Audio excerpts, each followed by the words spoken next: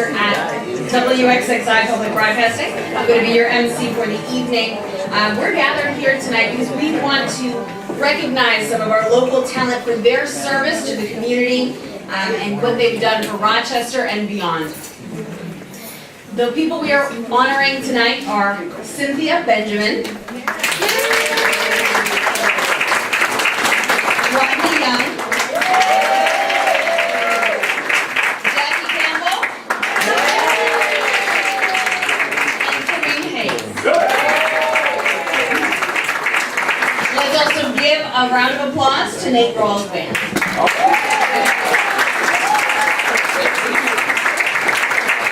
Ceremony tonight, I need to introduce very important people, the President and Vice President of Broadcast for RABJ, and also our co-chairs for tonight's gala.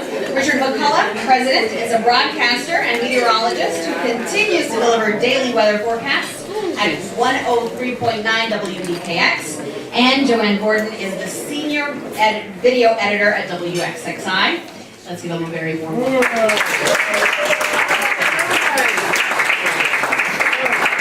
Thank you so much for being here this evening.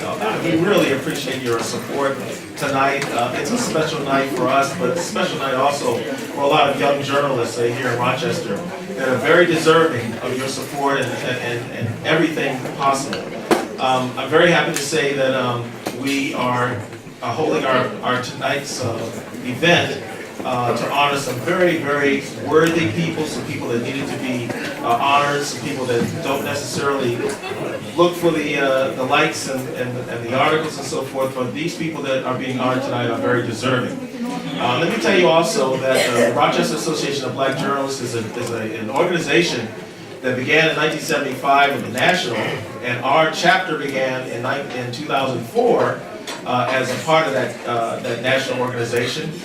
We are charged with the duty of trying to see more diversity in the newsroom, and that's what we're trying to do. We're also trying to educate the public about issues that are happening in the community. So you're going to hear more about what we're doing, and you're also going to see some things that we'll be doing in the future, like the documentary work and the TV production work. You're going to see more of those things from us.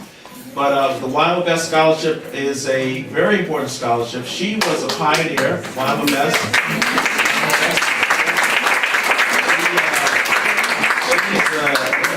She established a beachhead for those journalists of color here, and certainly those of us on the air.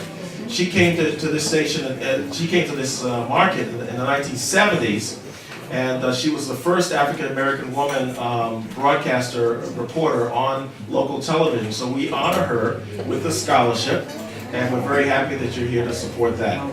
And now I want to introduce my colleague, Joanne Gordon.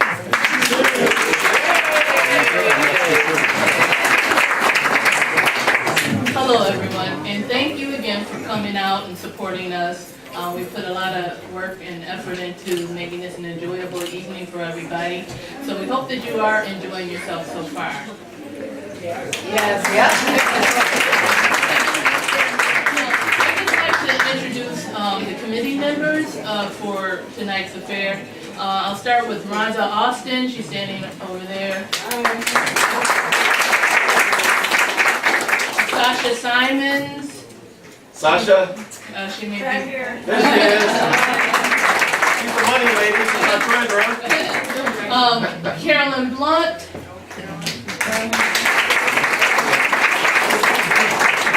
Dolores Ormond.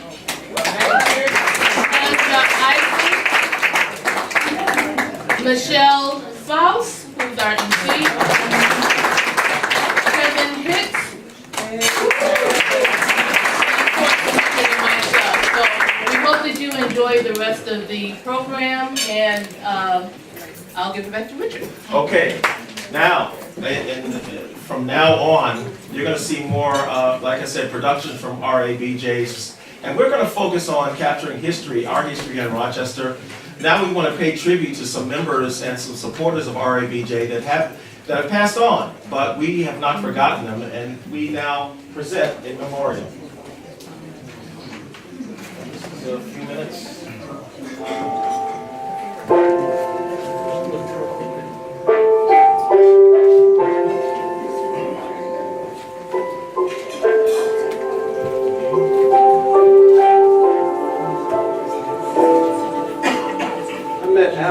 back in, oh wow, I had to be back in probably 2001. Met Alan Wilson working at the Bills game in the press box. I'm covering Challenger Community News as sports director at the time. Alan Wilson was probably in his second year, and he started back in 1999 as a sports writer for the Buffalo Evening News, for the Buffalo News.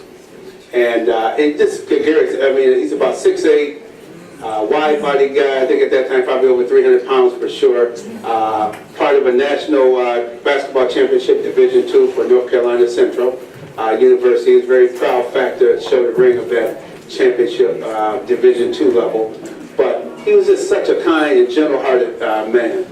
The thing I remember about Alan Wilson and his career here is, if I'm not mistaken, Alan didn't go directly into the newsroom. I think he was working down in advertising, and the tenacity that he had to get up in the newsroom and to prove to them that he had what it took to be there in the sports department. I really admired that about Alan, and he had actually several tours with the Gannett Rochester newspaper, working for both the Democrat and Chronicle and the Times Union. So he had an experience of being at the evening and the morning newspaper. And Alan just had a very nice, gentle personality. He's a big guy, which could be imposing to some people, but that smile that came across his face, it would just let you know that he wasn't out to get you in an interview.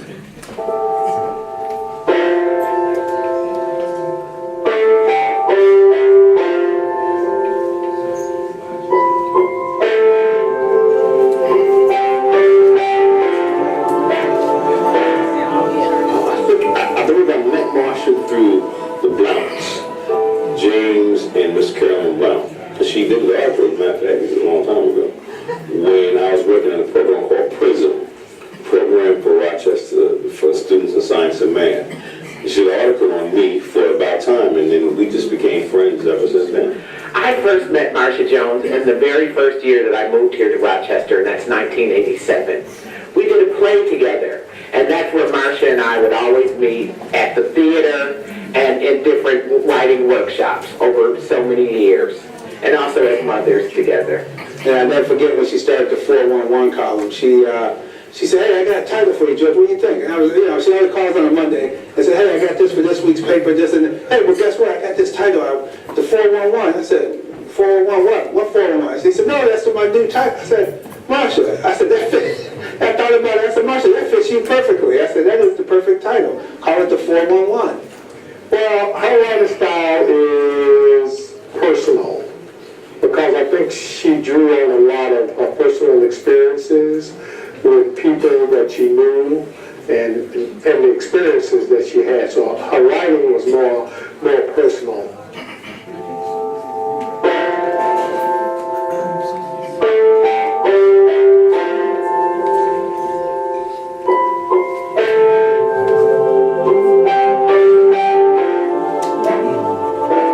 Yes, as a matter of fact, I met Miss Marietta probably about over 10 years ago at 1039 WDKX. She was introduced to me because she had these ideas in regards to how to empower women. She felt that a lot of women came to her asking her for advice or direction or how to promote themselves to their next level, either academically or professionally, or with their entrepreneurship spirit. Well, she always told us time was money. And she said when you go to do something, you have to build in everything, the time, the cost. And she taught the young ladies, which they all remember, dance to the beat of your own drum. I think one of the greatest mentors that this city has known, and that would be for people from different walks of life, the young, women, young girls, men. I hear men often saying how she served as a confidant, a teacher. She looked out for people, and I think that's a legacy for her, being a mentor. Yes, she was a mother, a sister, girlfriend, but mentor is something that comes to mind when I think of her, and very generous in her guidance and her knowledge, her wisdom.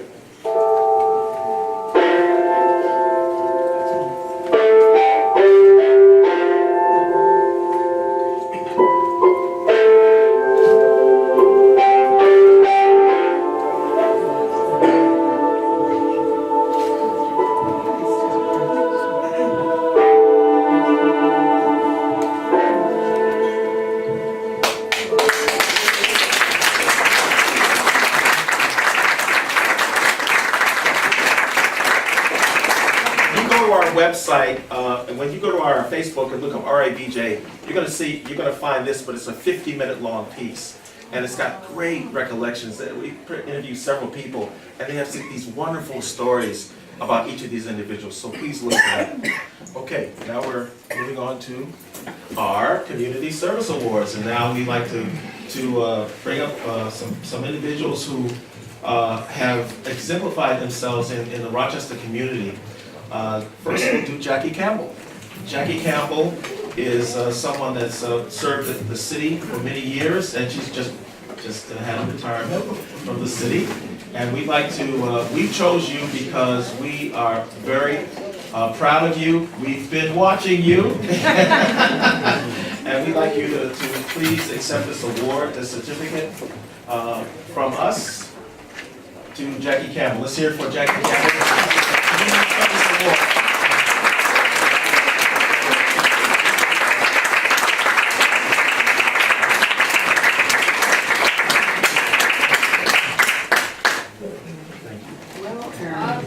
I did. I thought, you know, I thought they were going to let me talk because I did talk a lot. But I really want to say thank you to the Rochester Area Black Journalists Organization. One specific thing, and you know, someone just mentioned this to me out in the next room. I'm unapologetically about service for my people. I don't even make any sense. I believe you gotta love self first and love others. Now here's the really nice thing, and I'm gonna be quick because Joanne is giving me that look. Our black journalists chronicle our history. Yes. One of the issues that we have in our community is that our kids, our children, do not know about the contributions of African Americans to Rochester. That's a shame, but our journalists have that information. And I really want to thank Carolyn and James Blunt for being such huge contributors to the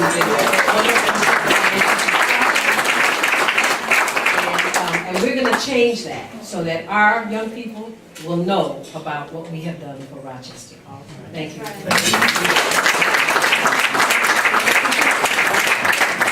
Now we'd like to recognize Kareem Hayes. Again, he's a young man who has developed these programs for young people and youth in Rochester. And we're so proud to present this certificate. Please come up and please accept our Community Service Award.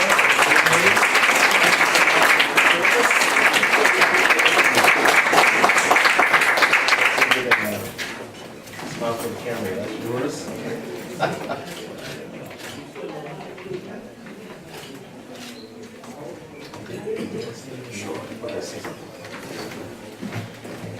So first I would just like to honor my beautiful wife.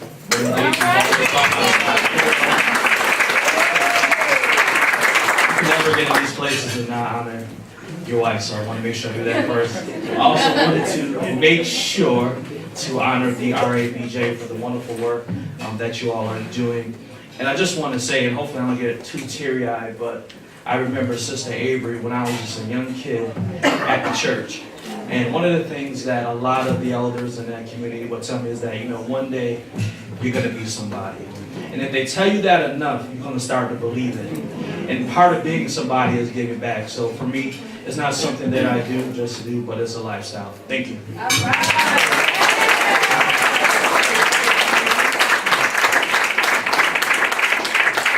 yes. And I'd like to also present our representative of the mayor's office, Jessica, would you come up, please? Jessica has a little presentation for our awardees here.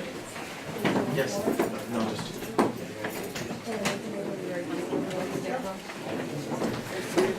My name is Jessica L. I'm the press secretary in the city of Rochester. Mayor Lovely Warren sends her regrets that she could not be here this evening. She had another commitment. There's so much I could say just about the people in this room, the contributions you've made. Our priorities here in the city of Rochester, creating more jobs, safer, more vibrant neighborhoods, better educational opportunities for our children. Everybody, I think, in this room, so many friends, colleagues, former colleagues, you contribute to those priorities in some way, shape, or form. So I'd just like to thank you on behalf of Mayor Warren for everything that you do. Now, I also, for our awardees this evening, I have certificates from the mayor.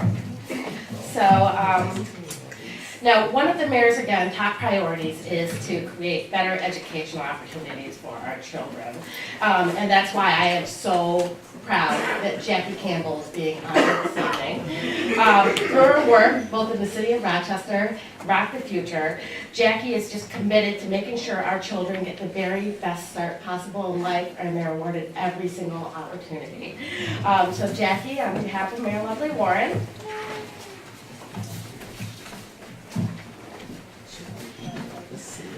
thank you so much.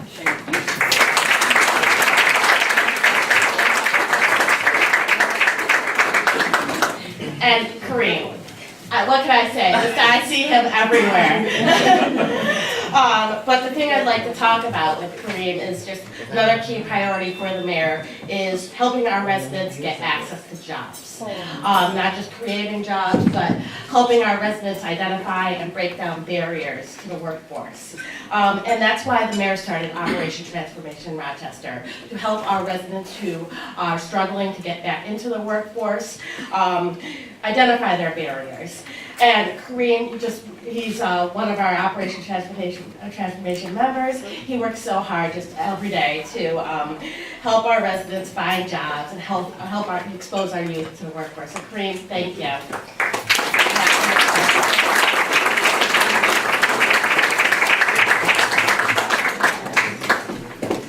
Okay, thank you so much and congratulations again. And now, direct your attention to the screen here. We're going to take a look at our first honoree. We introduce our honoree with a short video. Please watch this and see why this person is one of our honorees.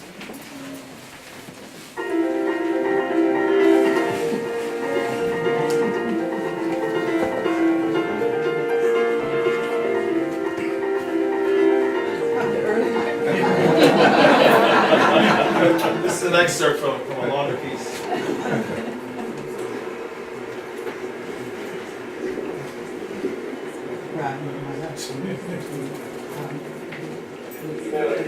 I'll tell you a difference from Saturday, our session Saturday, and sticks in my head. Well, I grew up in Rochester, born and raised in Rochester, and we initially lived at 80 Reynolds Street with my grandparents, my great-grandparents. About 9 or 10, we moved into the 19th ward. What was unusual about that is my parents did not get the opportunity to look inside the house they wanted to purchase. They had to send someone who happened to be white to look inside their house because there was sort of a covenant in the 19th ward not to sell homes to African Americans. When they eventually moved furniture and their children in, they were surprised, in fact shocked, to get letters from what was listed as the Millbank Street Ku Klux Klan. But they were undeterred. My mother at the time had her master's degree from University of Rochester School of Education, was working on her doctorate, which she subsequently earned. So these were these little glitches as we moved, like they said, moving on up. When we moved into the 19th ward, we, my brother and I, went to school number 37, which was on Congress Avenue. a very nice setting for anybody who wanted to get a good education. And I had some fine teachers in that environment. Later moved on to West High School, which is now closed, but the building is still functioning as a high school on Genesee Street. To think about what the colleges I wanted to go to, I definitely wanted to leave home. Met with the guidance counselor and he gave me a couple of ideas and a couple of options, and we landed on a college I'd never heard of before. It was a thing called Harper College. It's now the State University at Binghamton. Well, at that time, we really didn't have fraternities or sororities, but there were, along with that half a dozen African American students, there were about a half a dozen Latino students, Chinese, Cubans, Puerto Ricans, Dominicans, and others. And we formed something called the Afro-Latin Alliance. That first year of connectedness, when we had the Afro-Latin Alliance, was also an eye-opener as to how coalitions could be built and people could work together effectively. How did you get involved with AALDP? I have one person to express my thanks to, and that was the late Betty Rainey. Betty Rainey was someone who worked for Rochester Area Community Foundation, dealing with their scholarships. And she was also just a very bright and positive person. And she said, Rodney, two things you need to get involved with: students in Africa. She was a partner with Students in Africa, and something called the United Way's African American Leadership Development Program. I said, what in the world is that? Now, Coles writes for the Atlantic magazine. Rodney is very committed and steadfast to the AALDP with United Way. Rodney has been the coordinator of the African American Leadership Program for the last 15 years. As a matter of fact, Rodney is a 1995 graduate of the program. But Rodney works tirelessly year in and year out to make sure that we have the best facilitators, the best volunteers, and to make sure that we can do everything we can do to make it a stunning program. Rodney is a tireless leader. He reads a lot. He's involved in the community, and he shares all that with our participants in the class. It has been a magnificent journey to connect with leaders who in 1 year could be, education-wise, could be GED to PhD, 20 to 60, to come from all kinds of backgrounds, work in all kinds of environments. So I thank the United Way for having the foresight to invest time, energy, and resources in the development of leaders in this community.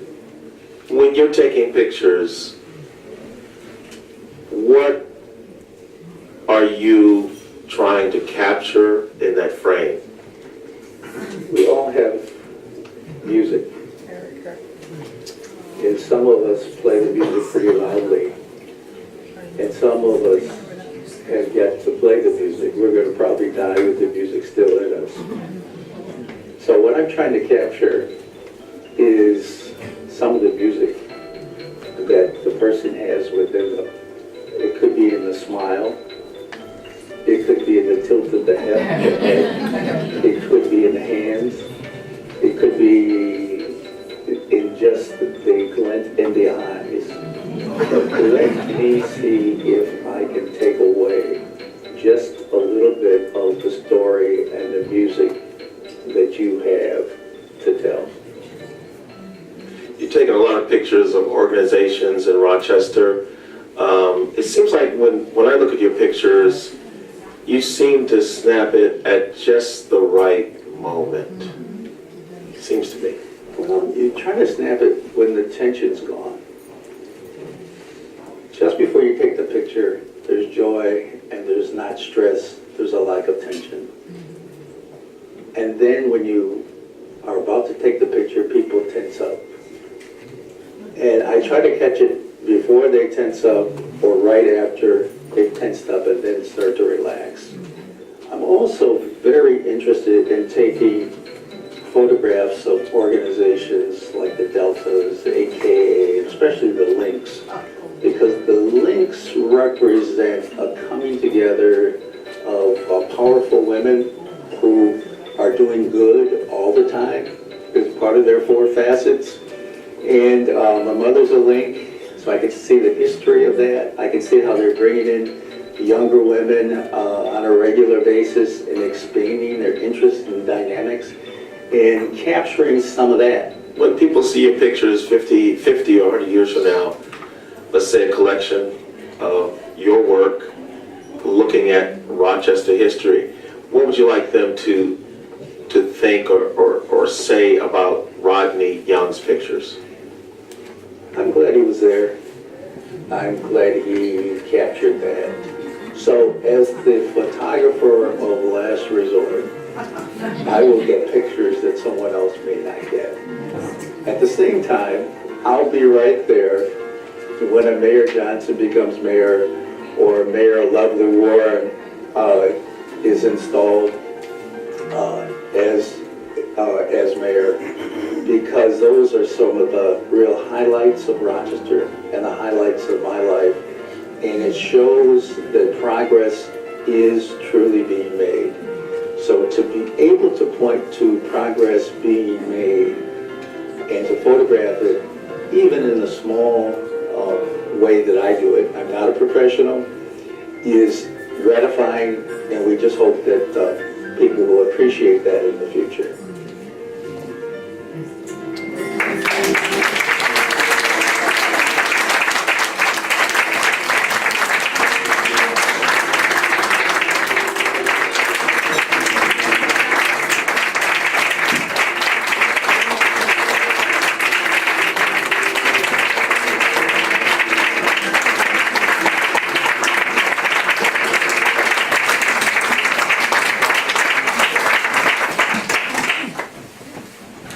Rodney, congratulations, Rodney. Thank you for your contribution to Rochester. You don't want to let it go.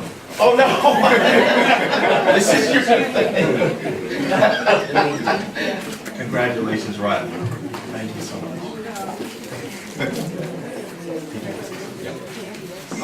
You let Jackie Campbell speak.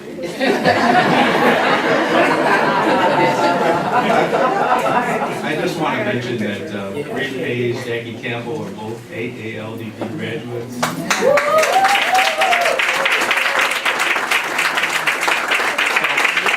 We're taking credit for that. I just wanted to say thank you very much to the Rochester area Black Journalists, Association of Black Journalists. And I'm so happy to be here when my sister Kathleen can be here. Kathleen?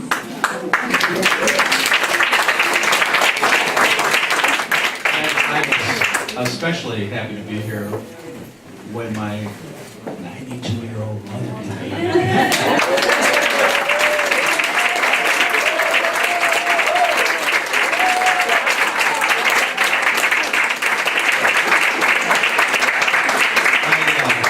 Thank you, Mother. I hope you consider this continual fruits of your it's important that we acknowledge and celebrate one another. And I thank you. I noticed that we have representatives here from United Way, RCTV 15, Links, and who's from the African American Leadership Development Program?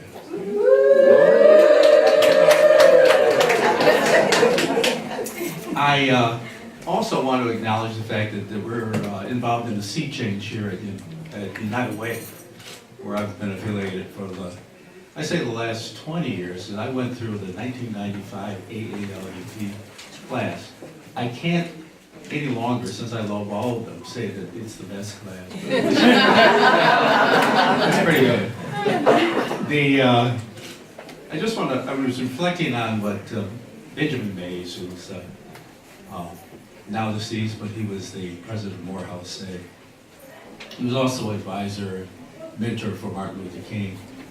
He said the greatest sin is low aim. Low aim. not setting a high enough trajectory, not being ambitious enough, not setting a goal high enough to be worthy of going. I'm happy to say that I'm now with an organization, that way Greater Rochester, that's really set its aim. One time it just funded a few agencies, funded the lacks in their budget. Then we went to funding programs that work, evidence-based programs. But now we're looking at being a convener and combining the talents of the whole community to take on things like anti-poverty. Now we're aiming high enough to get people really excited about doing stuff. And it's critical that the press and African Americans involved in journalism take on the challenge of telling the true story. We're in the pivotal part of the place at the United Way. It's been around since George Eastman and friends started in 1918. George Eastman wrote a check for $500,000 to start the endowment, and then wrote another check for $75,000 to handle the first year's expenses. But George Eastman left a lot of business that needs to be done. Even though 1918, almost 100 years later, we have our 6th president at United Way Greater Rochester. But this is the first time a woman has taken the reins at United Way Greater Rochester. Fran Weisberg, who was here earlier, I really want the press to stay with her as she journeys forward. But the story for the Rochester Association of Black Journalists is deeper than that. Because we want to know, what are black folks doing up in there? And there's a story there that's important and needs to be told. Part of that story is here in the room. Because the labor liaison that's working with United Way happens to be an African American woman named Rose Marie McKinney. Rose, can you stand up so they'll know who you are?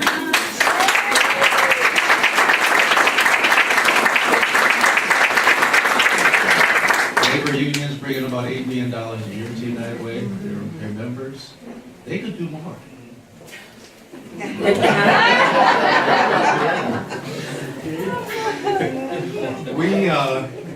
We also have a person who is chief of our HR department, who is an AALDP graduate, who is in charge of all the leadership programs. I administer the African American Leadership Development Program. You're interested now? I'm talking to them. But we have the Latino Leadership Development Program. We have the LGBTQ Leadership Development Program. We have the Asian South Pacific Islander Leadership Program. And we've just started a Young Professionals Leadership Development Program. Because we know we have to stimulate the interest in serving in the civic space where we all work together to advance the common good, and United Way is there. And the person who heads of all of those programs happens to be an African American woman. Her name is Wendy Turner, and she's in the room.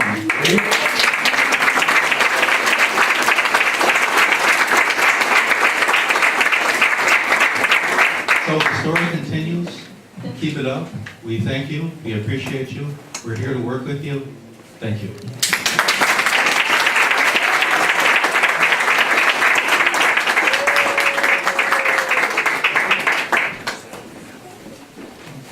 Okay, this is going to introduce our next honoree and give you a little idea of who she is.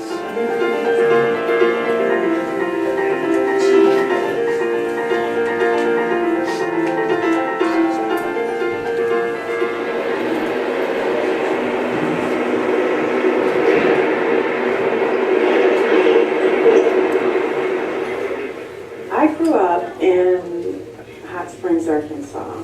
I was born in a small town called Leland, Mississippi. My mother, she moved to a beautiful community called Hot Springs when I was just a toddler.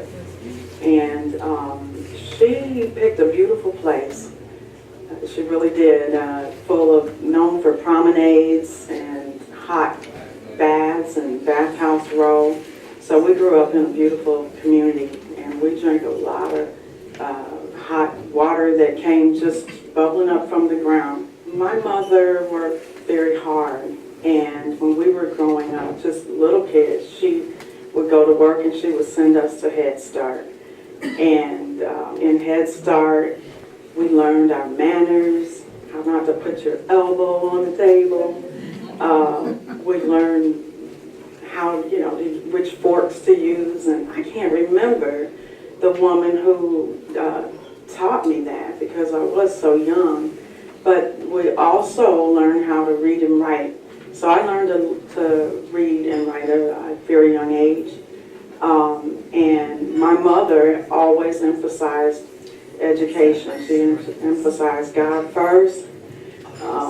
And she also emphasized getting a good education. So before the age of 5, I was already doing my little reading and writing. And I can remember sitting on a hill in the projects and writing poetry, my first little lines of poem. And I'm one of 7 children. My mother I have 5, there are 5 girls and 2 boys.